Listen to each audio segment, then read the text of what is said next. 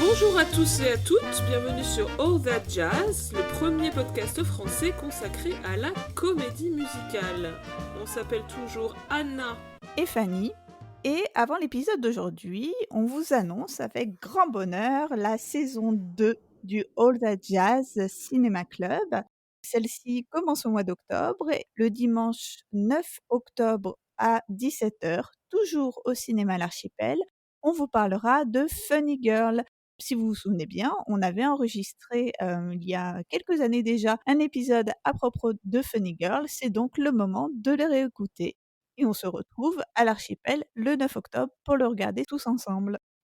Alors, en attendant, pour l'épisode d'aujourd'hui, on vous parle d'un film qui n'a absolument rien à voir avec Funny Girl. C'est un film récent, disponible depuis peu, depuis le 12 août 2022 sur Netflix, et qui s'appelle 13 The Musical. Fanny, est-ce que tu peux nous faire le pitch de ce film ? Alors ce film raconte l'histoire du jeune Evan Goldman qui, suite à la séparation de ses parents, doit brusquement déménager avec sa mère depuis New York jusqu'à une petite ville de l'Indiana. Or, il s'apprêtait à célébrer sa bar mitzvah et comptait bien en faire l'événement de l'année. Mais là, il se retrouve au milieu de l'Indiana sans aucun ami, ça s'avère compliqué. Donc le film va nous raconter comment il va tâcher de s'adapter et de s'intégrer à son nouvel environnement et aussi de préparer malgré tout ce grand événement. Alors avant de vous parler du film Netflix qu'on a vu avec Anna, on va vous parler de la pièce 13. Parce que avant d'être un film Netflix, il s'agissait d'une comédie musicale scénique dont les musiques et les paroles étaient composées par Jason Robert Brown.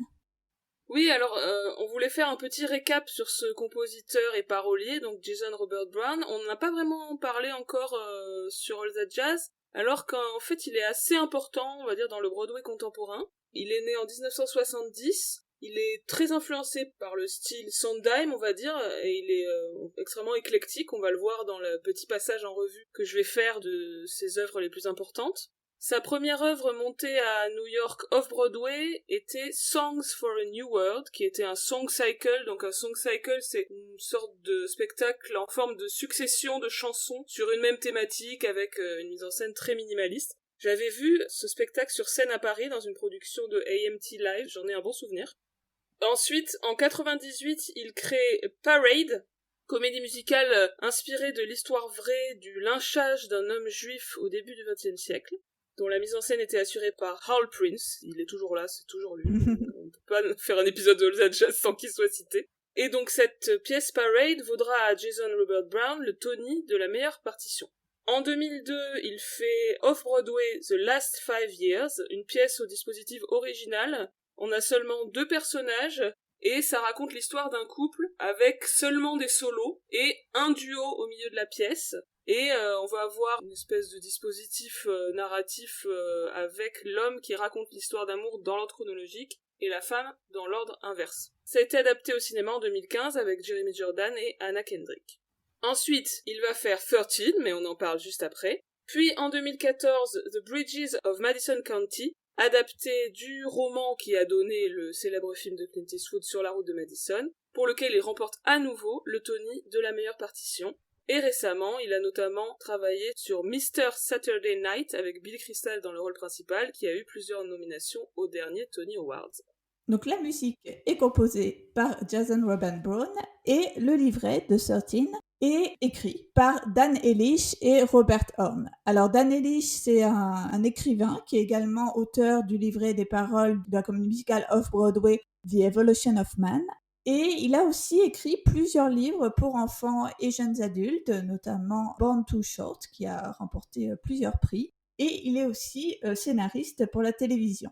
Robert Horn, pour sa part, est auteur du livret de la comédie musicale Tootsie, qui s'est récemment joué à Broadway avec Santino Fontana dans le rôle principal, et pour lequel il a gagné un Tony Award. Il est aussi scénariste de plusieurs téléfilms Disney, dont la saga Teen Beach, donc Teen Beach Movie et Teen Beach 2, et aussi le spin-off de High School Musical, Sharpay's Fabulous Adventure. Et là, en effet, dans 13, on est en plein dans les codes du teen movie. On va y revenir. Donc, pas étonnant que Robert Horn soit un spécialiste du teen movie. La comédie musicale 13 a été créée en 2007, d'abord à Los Angeles, puis en 2008 à Broadway. et il s'agit de la seule comédie musicale de Broadway qui ait eu une distribution entièrement composée d'adolescents.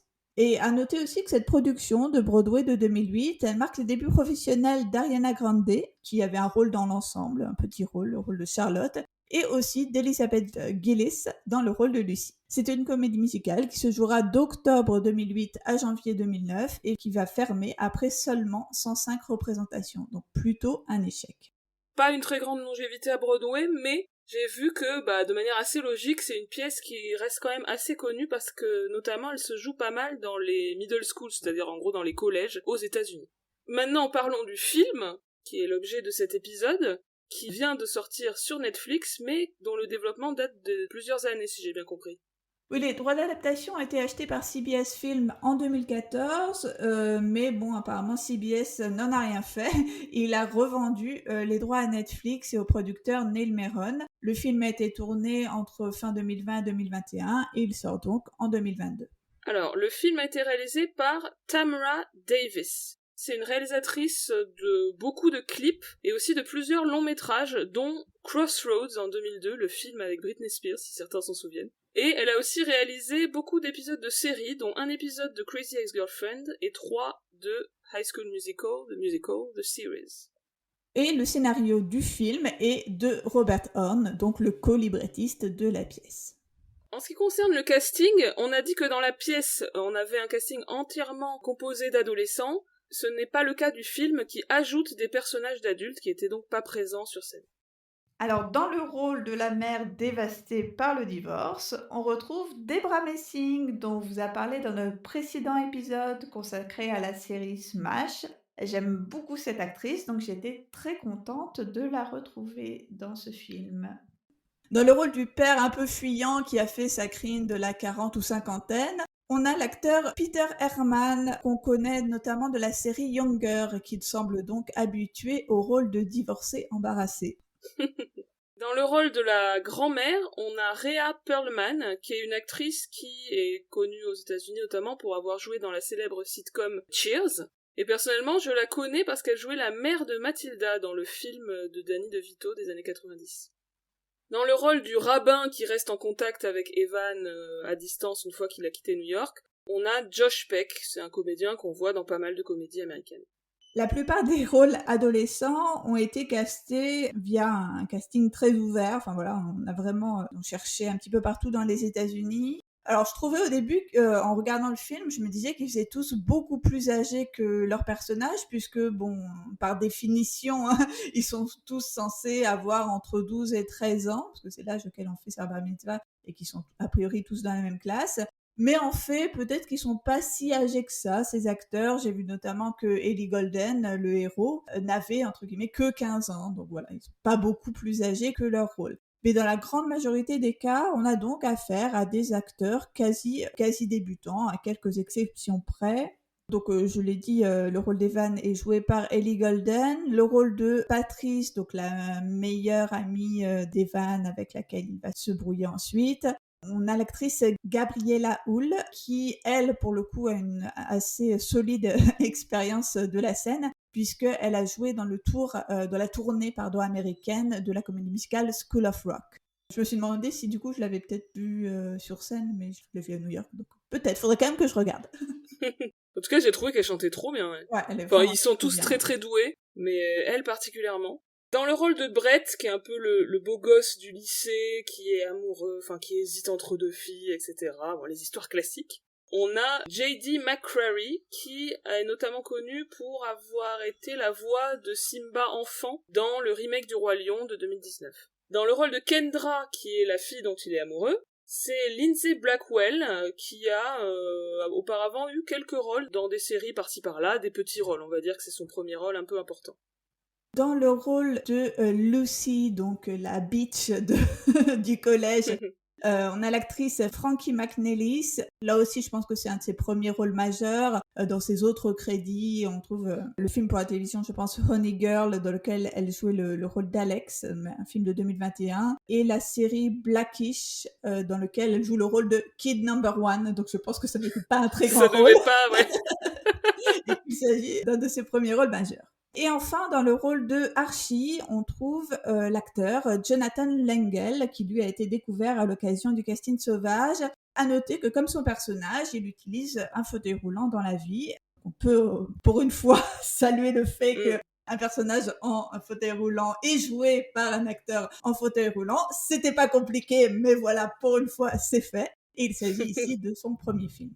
Comme tu l'as dit, ils sont vraiment tous très, très, très doués, au point où, sur certains ensembles, ça m'a presque perturbée, parce que tu voyais que, bon, voilà, tous ces kids du collège, là, qui traînent même autour des acteurs principaux, dès que t'as un numéro d'ensemble, et il y en a quand même pas mal, ils se mettent tous à danser, mais avec une perfection et une technicité qui, pour moi, brise un peu le fait que on y croit que c'est des gamins dans un collège. Enfin, je sais pas, mais c'est comme si cette technicité faisait un peu obstacle à la vraisemblance du film.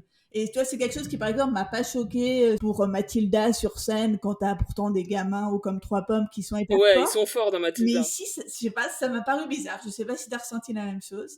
Non, je me suis pas posé la question, c'est rigolo. Peut-être que c'est un truc de médium cinéma, où on attend un peu plus d'imperfection. Ce qui est souvent le cas d'ailleurs. On accepte plus facilement des chanteurs ou des danseurs moins parfaits au cinéma qu'au théâtre. Je sais pas exactement quelle pourrait être la raison.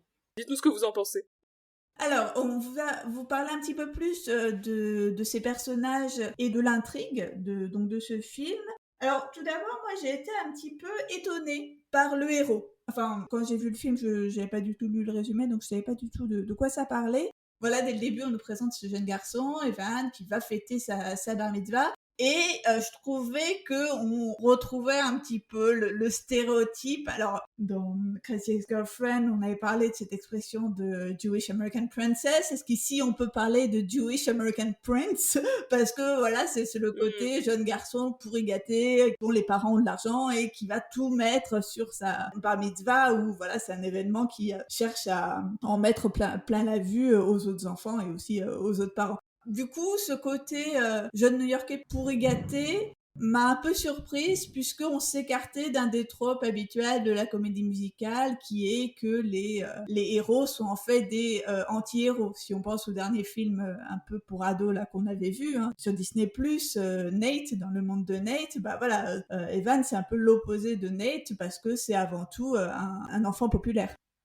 Oui, c'est pas un nerd marginal comme on a pu en voir. C'est plutôt un cool kid. Alors je sais pas si c'est la raison pour laquelle j'ai eu un peu de mal à m'attacher à lui. Il y a quelque chose où je trouve que son personnage est pas très développé, c'est un peu survolé. Et même on fait pas vraiment le lien entre son objectif dans le film, donc qui est faire la meilleure bar mitzvah ever, et ses problématiques perso qui pourraient être émouvantes autour du divorce de ses parents, du fait qu'il déménage, donc il y a une forme de déracinement, etc. Je trouve que ça fonctionne pas hyper bien. Et donc, lorsqu'il déménage dans l'Indiana, Evan va rencontrer Patrice. Donc, avec ce personnage, ainsi qu'avec celui de Archie, qui sont donc les deux premiers enfants adolescents que Evan rencontre dans ce nouvel environnement, j'ai cru qu'on allait déjouer les tropes du teen movie, puisque, comme on l'a dit tout à l'heure, Archie est un garçon qui se déplace en fauteuil roulant, mais qui n'est absolument pas défini par cela lors de la première rencontre. Et Patrice est une jeune fille qui, physiquement, va un petit peu correspondre aux stéréotypes de la fille un petit peu intello, un petit côté nerd, elle est passionnée par l'environnement, par la politique, des occupations qui sont plutôt dévalorisées, on va dire, dans le teen movie, et qui ici n'étaient pas questionnées jusqu'à la rentrée scolaire. Il y a vraiment quelque chose d'assez cruel, où Evan rencontre ses amis pendant l'été, et à ce moment-là, voilà, c'est ses premières connaissances, il s'éclate vraiment avec eux. Et lorsque vient le moment de la rentrée, puisqu'on ne l'a pas précisé, mais donc il déménage pendant les vacances, lorsque vient le moment de la rentrée, on retombe totalement dans les codes du teen movie. On s'aperçoit que les amis qu'ils se sont fait pendant l'été sont en réalité les déclassés, les laissés pour compte de la hiérarchie impitoyable du système scolaire, et il va donc se détacher d'eux pour chercher à traîner avec les cool kids. Et moi, ce moment de la rentrée, ça a été vraiment quelque chose d'assez heartbreaking pour moi. Je sais pas, j'ai trouvé ça très très cruel, même si c'était un peu attendu. J'avais espoir qu'on parte sur autre chose, mais non, finalement, c'est le dilemme entre rester avec ses premiers amis ou chercher l'acceptation des garçons et des filles populaires. Bon, dilemme qui est, somme toute, assez résolu par notre héros, hein, qui directement va abandonner ses connaissances précédentes. C'est clair. Mais c'est pour ça qu'on s'attache pas à lui, il est pas sympa. Bah ouais, c'est ça. Et c'est aussi quelque chose d'assez problématique, je trouve, qu'un jeune garçon juif comme ça soit présenté avant tout comme, tu vois, superficiel. Enfin, je sais pas, j'ai pas trouvé ça super. Pour retomber aussi dans les stéréotypes, on a le personnage de Lucy, qui est donc la bitch d'entre toutes les bitches. Enfin voilà, c'est un personnage tellement caricatural, de méchante. Bon, moi je l'ai un peu surnommé dans ma tête Asian Sharpay, parce que c'était tout à fait le rôle de Sharpay dans High School Musical, sauf qu'ici elle était jouée par une actrice asiatique. Là aussi, j'ai trouvé que ça commençait à être problématique, un peu tous ces rôles de bitch joués par des jeunes filles, enfin des fillettes ou des jeunes femmes asiatiques. Je pensais aussi à Nate, dans lequel voilà, la petite fille qui s'opposait à notre héros était aussi une petite fille asiatique. Bon, il y a comme si un côté pour faire de la diversité, on ouvrait à d'autres types de performeurs, mais en cantonnant toujours dans des rôles pas très valorisants. Après, on peut se féliciter du fait que le couple ultra populaire soit joué par des acteurs et actrices afro-américains, sans que, évidemment, ça ne pose aucune question à un moment donné ou à un autre. Oui, tout à fait. Donc c'est les personnages de Brett et de Kendra, qui sont, pour le coup, pas très développé non plus. Donc Brett, c'est le joueur de football populaire, voilà, il a un gros crush sur une fille, mais il se laisse embobiner par une autre, donc la fameuse Asian Sharpay, comme tu dis.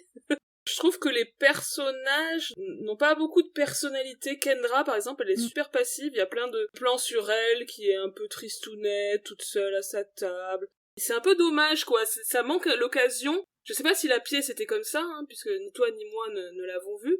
Mais là, le film manque un peu l'occasion d'une galerie de portraits d'adolescents, voilà, dans une certaine forme de diversité, de personnalité, etc. Ça pourrait être à la fois amusant, à la fois émouvant, et c'est un peu ni l'un ni l'autre. C'est un peu dommage. Oui, d'autant qu'à propos de Kendra, il y a des choses qui sont esquissées, notamment le fait qu'elle ait une mère qui est super stricte, qui la surveille dans tout ce qu'elle fait, qui veut qu'elle soit la première de la classe, tout ça. Et pourtant, ça tombe à l'eau, et c'est vrai qu'on a du mal à s'attacher parce qu'on les connaît pas vraiment, tous ces jeunes.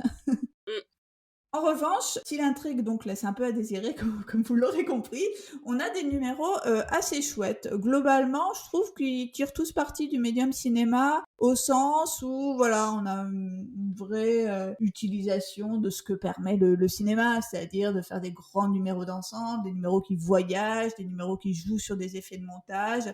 Notamment lorsqu'il se prépare pour la sortie au cinéma, il y a un effet de split screen assez sympathique entre Evan et Archie.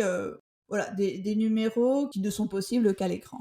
Ouais, et ça se voit dès le premier numéro, donc qui s'appelle 13, c'est la chanson titre, où le protagoniste est rejoint par d'autres jeunes ados comme lui qui vont tous ensemble se plaindre de leur situation de jeunes adolescents brimés par les adultes. Et c'est effectivement, comme tu disais, un numéro très cinématographique parce qu'il est ambulant. On est d'abord dans les rues de New York, puis ensuite on arrive à Central Park. Voilà, c'est évidemment quelque chose qui fonctionne très bien au cinéma. Et j'ai bien aimé ce numéro, plutôt efficace.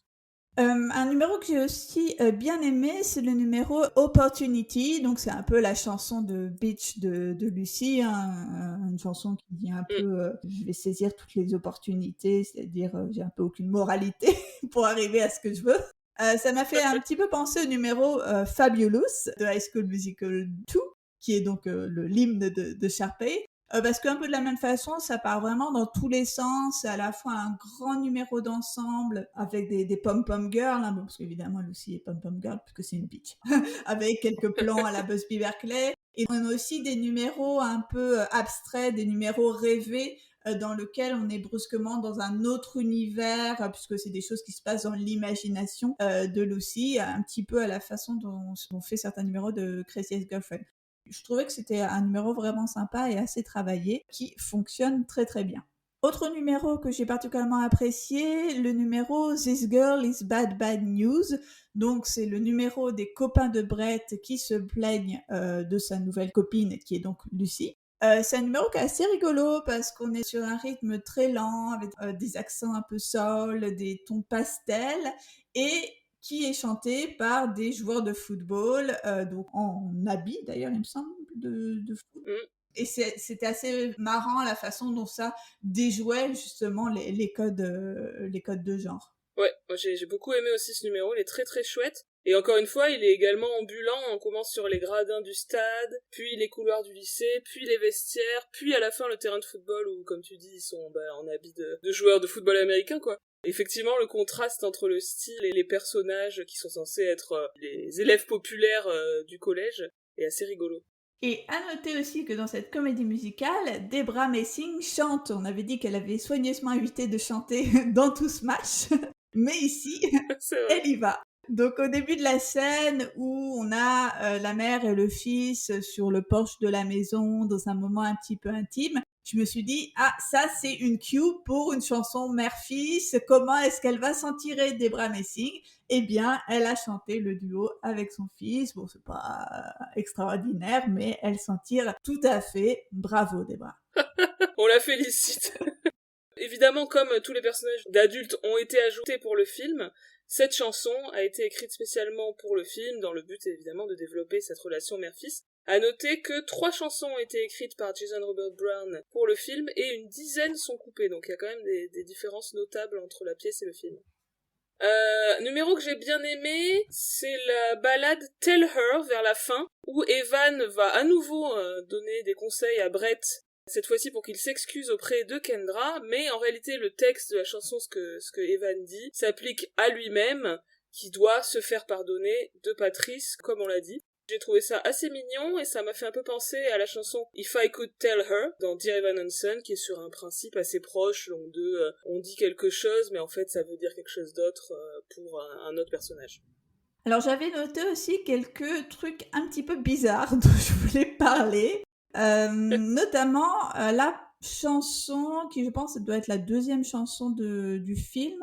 La chanson The Lamest Place in the World, donc c'est une chanson de Patrice à Evan lorsqu'elle lui fait visiter la ville. Une chanson assez chouette qui est censée résumer les 2 mois d'été, mais qui est un petit peu malaisante parce que on comprend qu'elle est censée avoir immédiatement un crush sur lui, alors qu'ils viennent littéralement tout juste de se rencontrer. Donc en fait, j'ai compris ça qu'au fil de la chanson, mais je trouvais que c'était vraiment bizarre.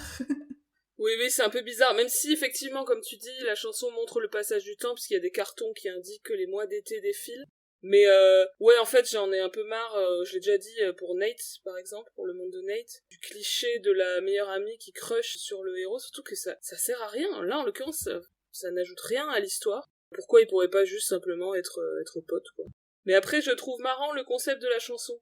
Le côté, on va à contre-courant des classiques chansons où généralement au début de la comédie musicale, le héros ou l'héroïne arrive dans une nouvelle ville et s'extasie. Généralement la nouvelle ville c'est New York, mais ça peut être West Covina, comme dans Crazy Ex-Girlfriend, et donc s'extasie de ce nouvel endroit qu'il ou elle va découvrir. Et là c'est complètement l'inverse puisqu'elle lui présente la ville en mode c'est le pire endroit ever, et du coup on est un peu désespéré pour le personnage qui est arrivé dans ce trou, on va dire ça comme ça.